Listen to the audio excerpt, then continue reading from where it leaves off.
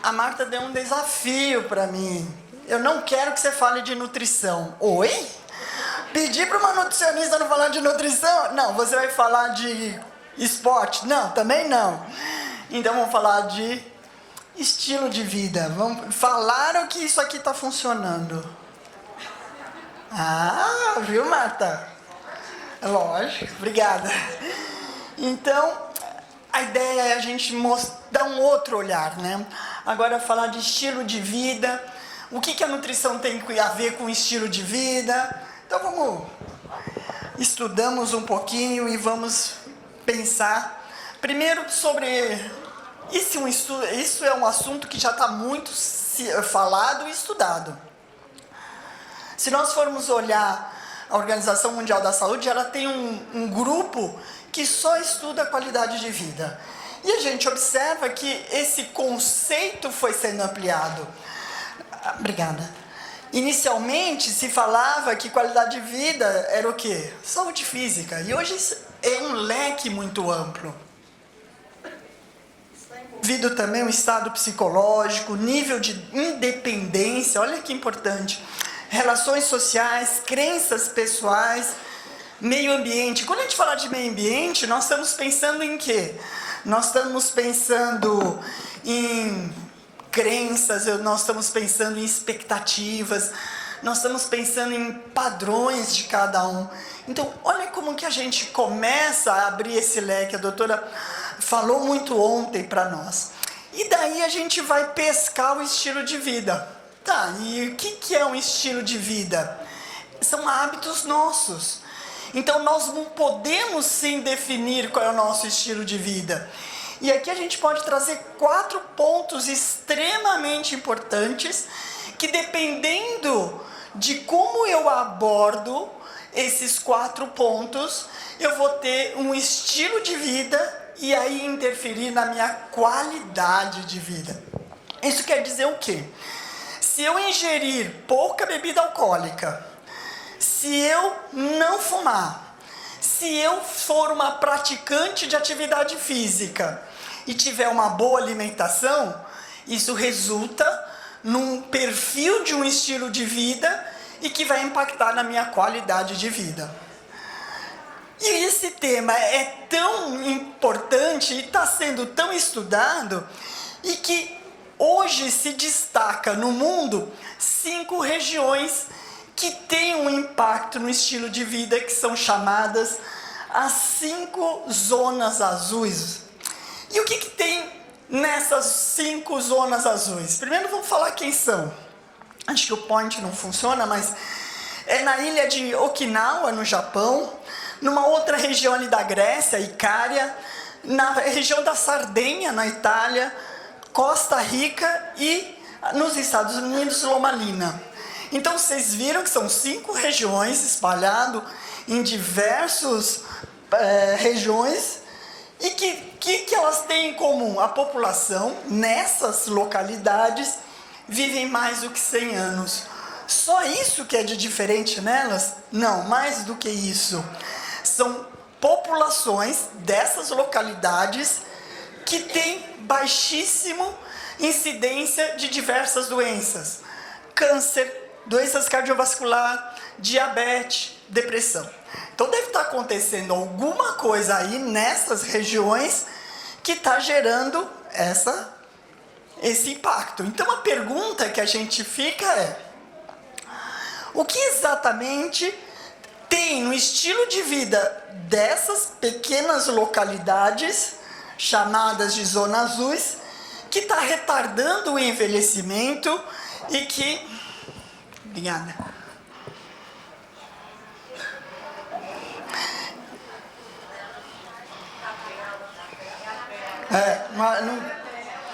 Depois eu devolvo. E que vai contribuir para a longevidade. Então vamos lá, vamos entender, e aí eles destacaram, pessoal. Claro que a gente viu que são 5 regiões bem diversas e que algumas coisas são incomuns nessas localidades. E eles destacaram 9 pontos. E aí eu gostaria e muitos desses pontos já foram falados entre ontem e hoje. Mantenha-se em movimento. em pequenas tarefas como caminhar, cuidar do jardim. Então ninguém está falando vai correr, vai surfar, vai subir a montanha. Não, faça as atividades do dia a dia que lhe mantenha ativo. Encontre o seu propósito. Olha que beleza. Persiga com paixão. Não dá para a gente viver uma vida sem uma meta, sem um sonho. Vamos buscar essa meta, esse sonho. Vá devagar. Tire o pé do acelerador. Para que trabalhar 24 horas? Trabalhe menos. Tire férias. Venha participar do fórum. Venha ouvir coisas diferentes. Pare de comer quando você estiver com 80% do seu estômago cheio. Não é para a gente sair da mesa com aquela sensação de acho que eu vou sair rodando, né? Nossa, eu comeria mais um pouquinho, então parou. Esse é o momento de parar. Consuma mais vegetais, menos carnes, menos produtos processados. Então, o que quer dizer isso? Pique mais, cozinhe mais, trabalhe mais com os alimentos in natura. Deixa a indústria um pouco de longe na sua alimentação do dia a dia. Beba vinho, mas moderadamente. Crie laços afetivos e relações sociais saudáveis. Isso aqui é uma relação social saudável. Encontre amigos, faça amizades, faça passeios. Alimente a sua alma com atividades espirituais. Não dá nem para falar depois daquela aula maravilhosa de ontem. Então, olha a importância disso para nos levar além. Ame a sua tribo, ame a sua família. Viva mais com a sua família. Então, veja que são coisas, e o que me chama a atenção quando a gente estuda isso, tenho certeza que todo mundo aqui consegue aplicar no seu dia a dia esses 9 itens. Não é nada difícil. São coisas simples, hábitos simples. E onde entra a alimentação? Então, eles analisando a alimentação dessas 5 populações, o que a gente tem? A alimentação muito à base de vegetais e grãos, pratos pequenos. Não sei quem tem o hábito de ter da família louças antigas, o prato de mesa é o nosso hoje prato de sobremesa. Então hoje a gente tem pratos grandes, antigamente eram pratos menores. E a ideia é, vamos resgatar pratos menores. Controle as suas calorias de formas intuitivas. Vamos comer menos, né? Consuma menos proteínas provenientes das carnes, seja ela bovinas, aves e peixe. Ingira alimentos de baixo teor calórico, que é diferente do que hoje a gente é inundado por alimentos altamente calóricos. E isso não é diferente das recomendações que a gente vê na doença inflamatória intestinal. E a gente tem esse artigo recente, onde destaca os fatores do estilo de vida na doença inflamatória. Então, é muito do que foi falado já. A atividade física, sim, vai diminuir a inflamação. A obesidade aumenta a inflamação, leva à falência do tratamento biológico. Tira o estresse da sua vida, vá mais com calma, durma. Importantíssimo o sono, que não entrou lá nas zonas azuis, mas a gente sabe da importância. O cigarro não vai ser uma parte boa. Álcool, controle o consumo. E se nós formos fazer o levantamento, nos últimos 10 anos, o que a literatura nos coloca em relação a doenças, a alimentação para a doença inflamatória? Em relação à doença de Crohn, a altíssima relação com o quê? Quem come pouca fibra, quem come pouco alimentos ricos em ômega 3, quem come muito alimentos ultraprocessados e não tem um bom nível de vitamina D, pode ter um maior risco de aparecer o Crohn. E cuidado com essas dietas que vira e mexe aparecem. Não existe evidências fortes de que elas vão trazer um resultado positivo. Do que eu estou falando? Dietas baixo FODMAP, sem glúten, sem lácteos, rico em probióticos, probióticos, dieta paleolítica, cetogênica. Cuidado, não vão de cabeça nessas dietas. E para colite ulcerativa, alta relação com o quê? Quem come carne vermelha, bebidas adocicadas. Enfim, o que a gente tem na literatura de consenso? Para você diminuir o risco na sua doença, ingira alimentos ricos em ômega 3, fibras, sementes oleaginosas, vitamina D. Cuidado, porque aumenta o risco até da inflamação. Alimentos ricos em gordura saturada, carne vermelha, açúcar emulsificante. E fique muito atento a ferro, ácido fólico, vitamina D, B12, cálcio, magnésio e zinco. Então, se o que a gente está falando de que é saudável, se a gente não vai seguir a dieta dessas 5 regiões, mas hoje já é aceito como uma boa dica de uma dieta, é a pirâmide mediterrânea.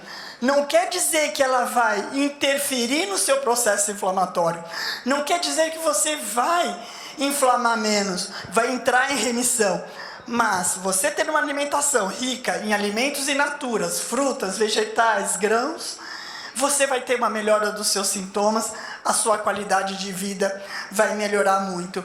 E se a gente for detalhar, a base da pirâmide, o que é? Relação social, é encontros, é atividade física.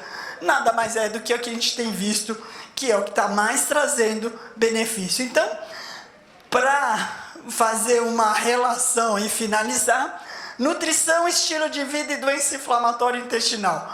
Quais são as dicas que eu quero deixar para vocês aqui? Olha que fácil. Não se estresse. Para que se estressar? Encontre o seu propósito de vida. Tenho certeza que todo mundo tem um aqui.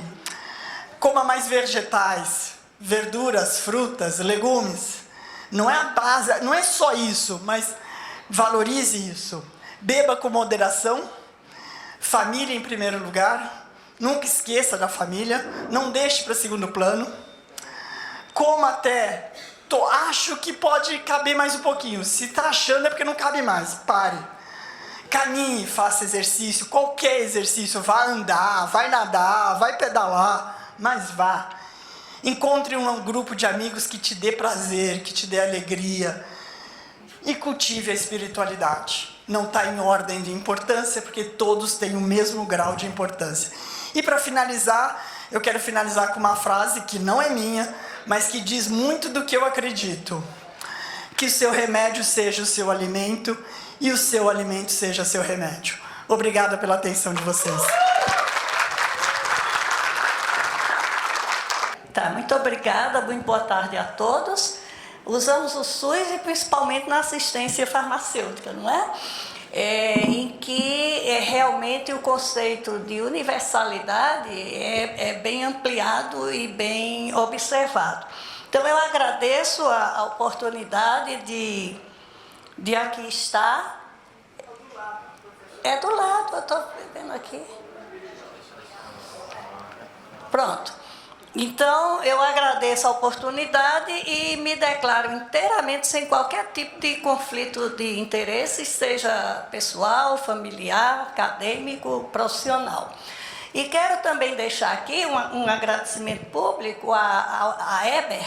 Heber é o farmacêutico do CONAS, que quando eu recebi a indicação da Soraya, nossa querida Soraya, para estar aqui com vocês, eu indiquei Heber. Mas acontece que depois eu soube por ele próprio que, infelizmente, ele não poderia estar aqui, tá? Então eu falei, Heber, eu gostei muito de uma apresentação sua, o mês passado, em Fortaleza, em que estivemos juntos. Eu falei sobre o acesso, a jornada de pacientes no SUS e ele falou sobre assistência farmacêutica.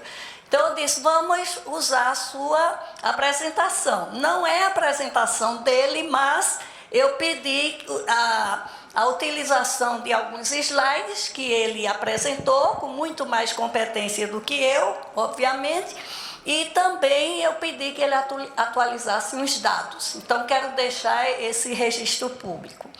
Eu lembro que quando se chega ao ponto de falar de medicamento e de assistência farmacêutica, há de se passar por todo esse processo, não é? Desde a busca da evidência pela pesquisa, a avaliação das evidências dos resultados da pesquisa, a regulação, ou seja, o registro, a avaliação para registro e comercialização pela Anvisa, a recomendação desse produto que foi comercializado pela Conitec, a incorporação, ou seja, a aceitação daquela recomendação da Conitec, a inclusão também formal na rotina do Sistema Único de Saúde e, por fim, a sua disponibilização ao usuário, que também é feito de maneira formal.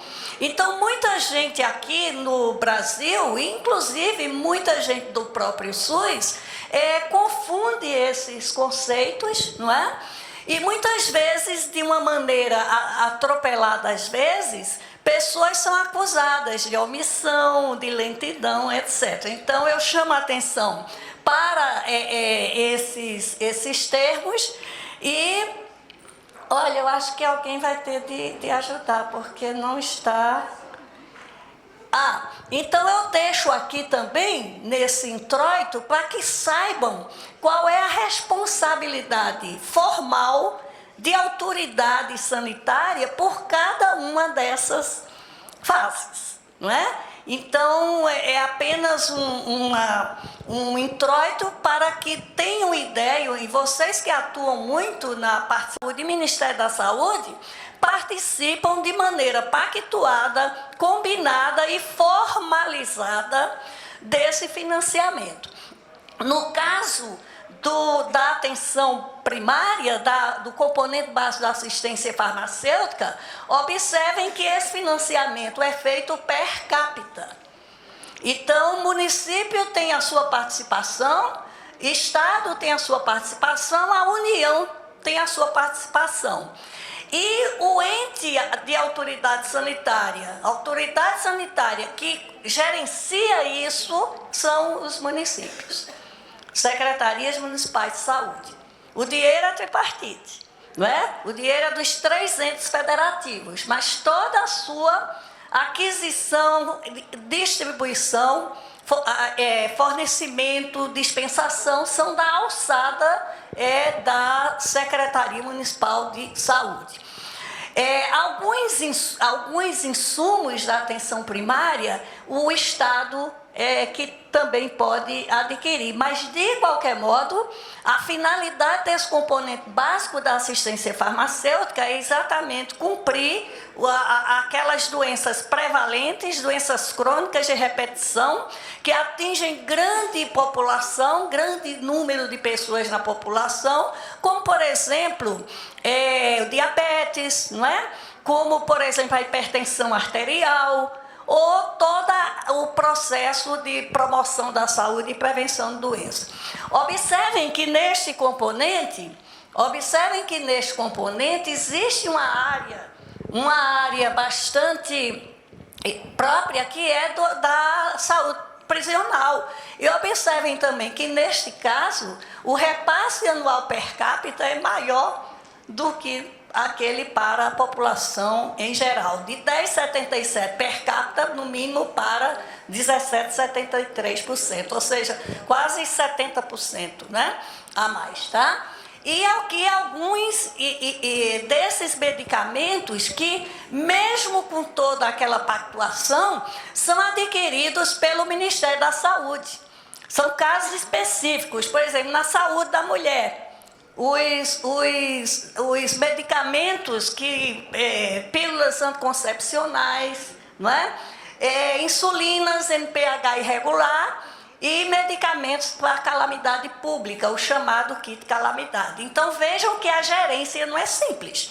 Não é uma gestão simples, não são conceitos também simples, nem um funcionamento simples. Por isso que eu acho muito importante, achei interessante, que este fórum tivesse incluído esse tema. Um outro componente chama-se componente estratégico da assistência farmacêutica, o CESAF, não é? Este componente cuida de doenças que têm alta importância para a população, para a sociedade. Tuberculose, AIDS, sífilis, né? Leishmaniose, cólera, ou seja, essas doenças que são ou contaminantes, né, ou doenças que impactam muito na sociedade como um todo. Não é de grupo, não tem perfil bem específico. E observem que aí também se encontra o tabagismo, tem doença hematológica, por exemplo, a talassemia, a hemofilia, a anemia falciforme, que são doenças que, principalmente quando foram postas, né, foram postas por questão de uma maior necessidade de especialização. Mas também aí não se encontra, por exemplo, a doença mais comum hematológica no Brasil, que seria a anemia ferropriva, não é? Então, vejam como é preciso realmente ter um bom conhecimento para poder lidar com isso. Eu aprendi apontar para lá. Doeu, mas aprendi. Então, assim, só para que saibam como este componente funciona, também de um financiamento, no caso bipartite, aliás, é um financiamento único federal. O financiamento desse componente estratégico é exclusivamente federal. Aí estão as vacinas, os soros também, não é? Remédio para AIDS, o programa de AIDS, etc. Então, mas toda a sua gestão é também tripartite. Porque se o Ministério estabelece protocolo, planeja, financia e distribui para os estados também têm de fazer a sua parte, armazenar, distribuir às regionais, estaduais ou aos municípios, fazer a programação e os estados até também fazem a dispensação, tá? E no final, sempre a assistência farmacêutica busca chegar ao município, é tudo feito via município. Então, o principal ente de consulta de vocês é a respectiva Secretaria Municipal de Saúde. Lá é que ela vai explicar qual foi o tipo de divisão de responsabilidade e de trabalho que foi feito para dentro daquele estado. Se o estado optou ir pela regional ou se o estado optou ir diretamente pelo município. Então, e por fim vem o último componente, que é aquele em que as doenças inflamatórias intestinais, do ponto de vista de medicamento, não é, está inserido. Porque muita gente acha que é só o medicamento. Por exemplo, a maioria do SUS aqui. Mas se perguntar quantos têm as suas consultas no setor privado, não é? Também vai ser uma grande quantidade de gente, porque a busca no SUS é pelo medicamento, não é? E dentro desses medicamentos, nós vamos encontrar nos 3 componentes, mas principalmente no componente especializado, não é? Porque se via que algum medicamento, vamos dizer, sulfasalazina ou benzalazina, poderiam estar lá no componente básico. Mas e aí, o doente é um só. Fica um remédio num componente e outro no outro. Com o tempo foi se ajustando tudo isso e, nesses casos, a maior concentração termina ficando no componente especializado da assistência terapêutica. E este componente tem essas características. A primeira é a integralidade do tratamento medicamentoso, ou seja, não vamos confundir que é da doença, não. O atendimento é o sistema. Nós estamos aqui falando de assistência farmacêutica, ou seja, medicamentos, não é? porque muita gente entende mal esse conceito de integralidade. Não, é integral, o SUS é integral. Eu me consulto no sistema privado, mas como o SUS é integral, eu posso pegar o remédio lá. Isso ocorre, mas a rigor isso necessitaria de uma grande discussão. Não é? Para vocês terem ideia, para este ano, na lei orçamentária, de 15 bilhões de reais para a assistência farmacêutica como um todo no Ministério da Saúde, 9 bilhões, 9 de 15 bi, ficam só neste componente. Não é? Então, a segunda é uma característica da exigência de protocolos clínicos e diretrizes terapêuticas. Na atenção primária, a Secretaria de Vigilância e Saúde do Ministério da Saúde tem cuidado de protocolar também para sífilis, para tuberculose, para tudo, para doença de Chagas e etc. Né? Busca protocolar também. Mas no CEAF é uma exigência. É de aquisição, financiamento exclusivo dos estados. Tá? E o grupo 3 é tripartite. Tá? É um grupo 3 tripartite que fica correspondente a quê? Ao componente básico. Então, gente, se não souberem qual é o medicamento, em que componente ele está e o tipo de financiamento, aí vocês vão realmente se complicar, porque podem bater em uma porta equivocada. Cobrar de alguém que não é aquele devido, e vai se perder tempo com isso e mais confusão. Tá? Então, fica esse alerta, observem como se dá o fluxo nesse CEAF, desde a solicitação com o laudo médico, né, especializado, a receita, todo ele é protocolado, então tem de ver o que se exige no protocolo para aquela liberação, avalia o documento, tem autorização, a dispensação. Essa dispensação normalmente é feita em uma quantidade suficiente para 6 meses e depois vem a renovação. O Weber chamou muita atenção para esse detalhe. O pessoal tem discutido, no âmbito da tripartite, que a avaliação documental e a autorização possam ser descentralizadas também. Não ficar somente no âmbito estadual. Tá? Daqui a pouco, certamente, vocês terão alguma resolução tripartite com relação a isso. E, por fim, existe a assistência farmacêutica hospitalar que fica com os próprios hospitais. Então, por exemplo, a azatioprina injetável, não é? Está lá, o doente está internado em crise de doença de Crohn, não é? Tá?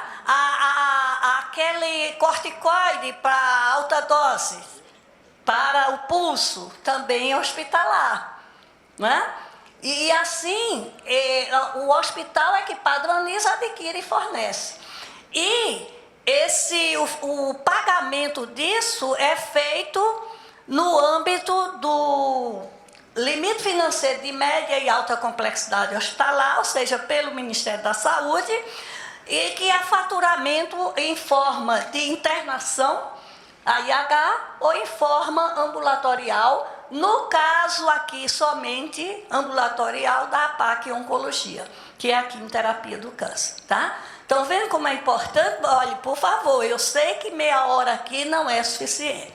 E terminando, Marta, aqui temos um resumo. Nós temos, portanto, na RENAME, que é a Relação Nacional de Medicamentos Essenciais, 2022, nós temos no componente básico 402 itens, correspondente a 376 medicamentos e 26 insumos. O insumo que é a vacina, é o soro, principalmente fórmula dietética, não é? Coisa desse tipo. No componente estratégico, sim, porque vacina e soro é do componente estratégico, né? No estratégico, são 232 apresentações. No especializado, 319 apresentações de medicamentos. Não são 319 fármacos, são apresentações, porque um fármaco pode ter mais de um tipo de apresentação. E naqueles de uso hospitalar, são 41 apresentações de medicamentos que se encontram como procedimentos na tabela do SUS, ou seja, a forma de disponibilizar é diferente. Não é? É considerada assistência hospitalar, é assistência farmacêutica no âmbito hospitalar. Tá? No final, são 968 medicamentos com 26 insumos, num total de 994. E o mais interessante que vocês tenham ciência é que nem todos estão na tabela do SUS. Então, o SUS não supre, não está na tabela. Não. Está na Rename ou não. Está na Rename. Certo? A tabela é uma forma de repassar recurso. Ela não é o resumo de tudo. O mais importante, fonte de consulta para vocês, é a Rename. Saber em que componente está e em que componente estando, qual é a forma de ele ser adquirido e dispensado, tá bom? E é por isso que eu chamo a atenção. Nem todos os itens da Rename integram a tabela do SUS. Tem muito mais. Na tabela do SUS, para que saibam, desses 900 e tanto, nós temos 335 medicamentos. Sendo que grande parte deles é do CEAF. Por quê? Porque apesar de no CEAF haver a aquisição pela Secretaria de Estado, a própria Secretaria fatura aquele valor tabelado junto ao Ministério da Saúde. Estão entendendo? Então, dando aí algum exemplo, que não seja o MAB, mas vamos dizer, a sulfasalazina, não é? A azatioprina, se forem e estão na tabela do SUS. E vão ver que tem um valor. Aquele valor é a parte federal que o Estado recebe quando apresenta a APAC daquele medicamento. Certo? Então tem tudo isso. Tem aquisição, financiamento e dispensação. E eu acho que com isso, eu termino lembrando o seguinte, que falamos aqui de um ponto, de uma coisa muito mais complexa que é a atenção à saúde. Né? E quando nós temos uma visão populacional, nós vimos que saneamento básico, moradia adequada, alimentação suficiente, não é? Educação básica e controle do tabagismo, que são ações formais dentro de um sistema de saúde, dão muito mais resultado e têm muito mais efetividade do que algo isolado. Então, vocês têm de pensar sempre no todo. Né? Um tema de um fórum não pode ser o resumo do todo. Tá? E, inclusive, para a saúde intestinal. Porque, né, prisão de ventre é bom para quem tem diverticulite, não é? E eu lhe digo, André, a minha mãe viveu 106 anos, no interior da Paraíba, tá? Veio morrer no mês de agosto com 106 anos por complicação, não se sabe se da Covid ou da vacina, hoje é impossível saber, teve microtrombos cerebrais e morreu de AVC. Mas assim, a minha mãe é um dos exemplos, né? Ela sempre comeu sempre a dietinha dela, muito, muito bem controlada. Então, eu agradeço a oportunidade, fiquem à vontade com esses slides e, por favor, leiam mais, tá? A Rename está disponível na internet. É só botar no Google, Rename 2022, tá? Obviamente, nós já estamos em agosto, já entrou medicamento. Então, como é que vocês vão consultar? Vocês consultam o Departamento de Assistência Farmacêutica ou, melhor ainda, a sua Secretaria de Saúde. Tá bom? Muito obrigada.